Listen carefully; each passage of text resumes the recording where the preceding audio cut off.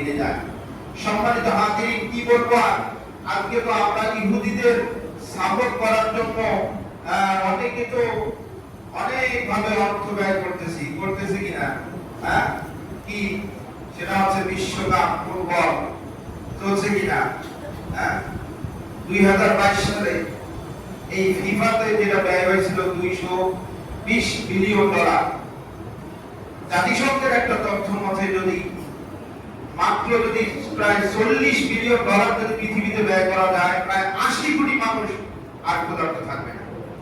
40 billion যদি ব্যয় করা যায়, তাহলে চিন্তা করেন একটা খেলার মধ্যে অনর্থক ভাবে কত বিলিয়ন ডলার ব্যয় করা হচ্ছে, অথচ পৃথিবীর আনাচে কানাচে কত মানুষ না খেয়ে আছে, দিনের পর দিন না খেয়ে আছে। আফ্রিকার মানুষগুলোর দিকে তাকান, আফ্রিকার অনেক দেশের মধ্যে মানুষ এখন মাটি খেয়ে বেঁচে থাকে, তাদের খাদ্য নাই।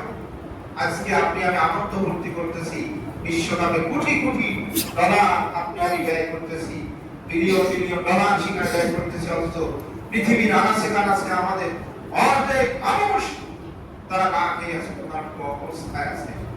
সম্মানিত হাজিরিন, আরো কি করবো, আমার তো বলতে লজ্জা লাগে, কিভাবে যে আর্জেন্টিনার ব্রাজিলের সাপোর্টার হয়, দেখো যে উন্মাদ হয়ে গেছে মানুষ।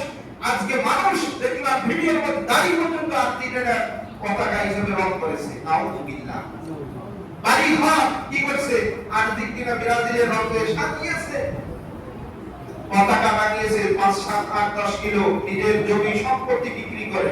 এগুলো মুসলমানের কারবার, এগুলো মুসলমানের কাজ হতে পারে না। ও মুসলমান, আপনি কাদের সাপোর্ট করতেছেন? আপনার বাপকে যদি আপনাকে অপমান করে, আপনি তো কখনো তার সাপোর্ট করবেন কি? হ্যাঁ, আপনার বাপকে যদি অপমান করে, আপনি যদি তাকে সাপোর্ট করেন, তাহলে আপনি বাপের কি সন্তান? কুসন্তান। আপনি বাপের বেয়াদব সন্তান।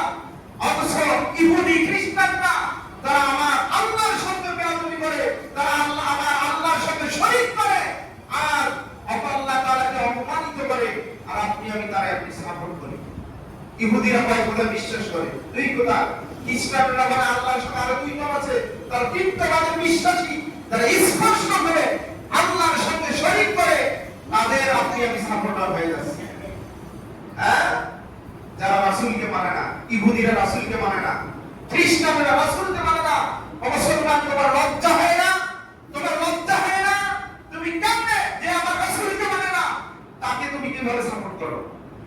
হ্যাঁ, তোমার লজ্জা থাকা উচিত। আজকে তোমার বাড়ির সামনে যে পতাকা টানিয়েছো, নিচের পতাকা ইহুদি খ্রিস্টানদের পতাকা, যে রাসূলকে মানে না তার পতাকা তুমি টানিয়েছো। মুসলমান, তোমার ঈমান কোথায় আছে আজকে? হ্যাঁ, তোমার ঈমান কোথায়? যে আল্লাহর সঙ্গে শরীক করে, তার স্পষ্ট ভাবে শিরকের মধ্যে লিপ্ত, তাকে সাপোর্ট করার জন্য, তাকে ভালোবাসার জন্য তুমি পতাকা টানিয়েছো। আনতা শাব্বাহা বিকওমিন ফাহুয়া মিনহুম।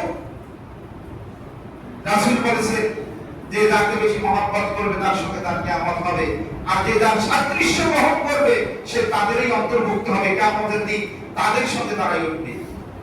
আজকে তুমি ইহুদিদেরকে মহব্বত করতেছো, ভালোবাসতেছো, তাদের প্রশংসা করতেছো, অথচ রাসূল সাল্লাল্লাহু আলাইহি ওয়াসাল্লাম বলেন যে যে ব্যক্তি কোন ফাসিক, যে ব্যক্তি কোন মুশরিকদের আপনার প্রশংসা করবে, আল্লাহ তার উপর রাগান্বিত হন এবং আল্লাহ আরশ পর্যন্ত কেঁপে ওঠে।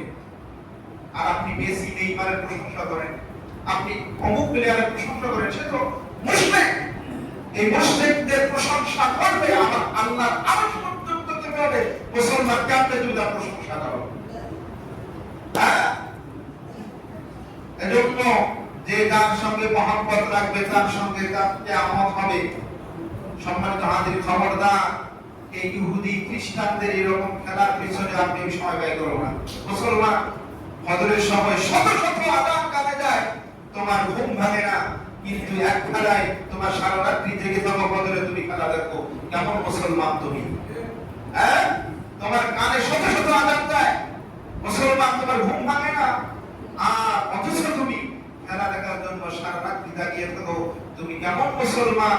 আসলে তুমি তো মুসলমান, আসলে রাসূলের তুমি উম্মত হতে এখনো পারোনি। তুমি উম্মত হয়েছো ইহুদি খ্রিস্টানদের উম্মত হয়েছো, যার কারণে তাদের খেলা দেখার জন্য তুমি রাত্রি জাগিয়ে থাকো। সম্মানিত হাজিরিন, এজন্য খবরদার আপনি আমি সময় ব্যয় করবো না।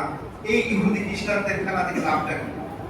আজকে দেখবেন নেইমারের কাটিং দিছে, মেসির কাটিং দিছে। আসলে আমি এইসব খেলা দেখি না, এই দুইটা প্লেয়ারের নাম সবসময় শুনি, এই দুইটাই মুখে আসে।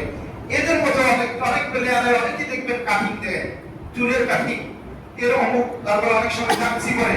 এই যে তুমি জার্সি করছো ব্রাজিলের বা আর্জেন্টিনার বা যেই গাড়ি বলো ইহুদি খ্রিস্টানদের যাদের জার্সি করছো, মুসলমানের পোশাক তো তাদের। ইহুদিদের পোশাক তুমি বলেছো তোমার গায়ে, তুমি কেমন মুসলমান? তোমার গায়ে যে পোশাক থাকার কথা নয়। আর আপনি কেমন একটা অভিভাবক আপনার এই নিষ্পাপ সন্তানটাকে এখন এই ইহুদির পোশাক পরিয়ে দিচ্ছে? আপনার লজ্জা হয় না? লজ্জা থাকার দরকার।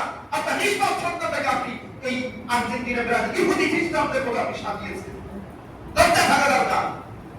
সম্প্রীত হাজির, কবে যে আমাদের হুঁশ ফিরে আসবে এটা আমি জানি না, আল্লাহ কবে আমাদের হুঁশ ফিরিয়ে দেবে। আল্লাহ রাব্বুল আলামিন সকলকে হেদায়েত দান করে সবাইকে আল্লাহুম্মা আমিন। সেই ইহুদি খ্রিস্টান